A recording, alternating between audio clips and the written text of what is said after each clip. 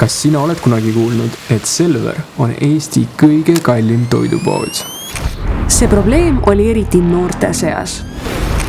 Ning Selver andis meile ülesandeks seda arvamust muuta. Me võtsime sihiks sihtrühmale päriselt väärtust pakkuda. Olgu selleks siis meelelahutus, inspiratsioon või praktilised nipid.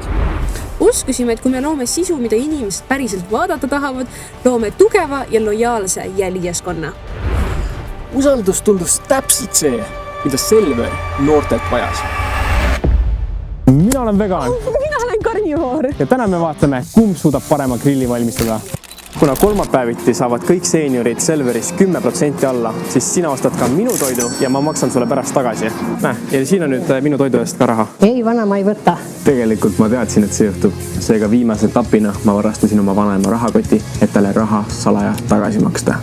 Ja nii ma säästsingi 10%. Need tänapäeva noori. Nad mõtlevad, et nad on nii targad või kavalad, aga ei olegi. Jakob, siin on sulle 50 €. Mine osta endale kooli starterkit. Me tegime kõik, et vaatajatele väärtust pakkuda. Kuid siiski tuli nii palju negatiivseid kommentaare. Kas me teeme midagi valesti või see väljakutse on tõesti võimatu? Kuid siis saatis meie editor Sander ühe Postimehe uuringu, mis tõestas, et Selver tegelikult ei olegi kõige kallim toidupood. Nii et asi ei ole tootes, vaid turunduses. Peame viima sotsiaalmeedia reklaami järgmisele tasemele. Olen terve elu tahtnud. Rohkem väärtust, viraalsemad ideed, paremad hukid, sügavamad lood.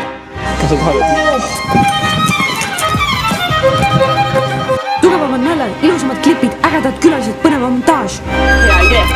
Me selle korvikuse seljapäeva näete tegutsi. Kuule, ma võin seda.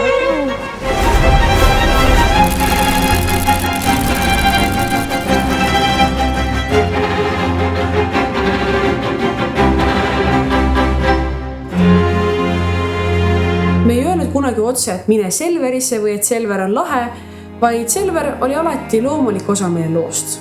Meie lihtsalt näitasime, kuidas Selver meie enda probleeme lahendas ning vaatajad said enda arvamuse juba ise kujundada. Ja kas see siis töötas? Kommentaarid rääkisid enda eest. Negatiivseid kommentaare jäi märgatavalt vähemaks, samal ajal kui positiivsed kommentaarid kasvasid plahvatuslikult. Unustamatute videoelamustega noorte austuse väljateenimine ei ole vaid hetkeline saavutus. Me usume, et see loob pikaajalise sideme ja aitab Selverile tuua lojaalseid kliente aastakümneid.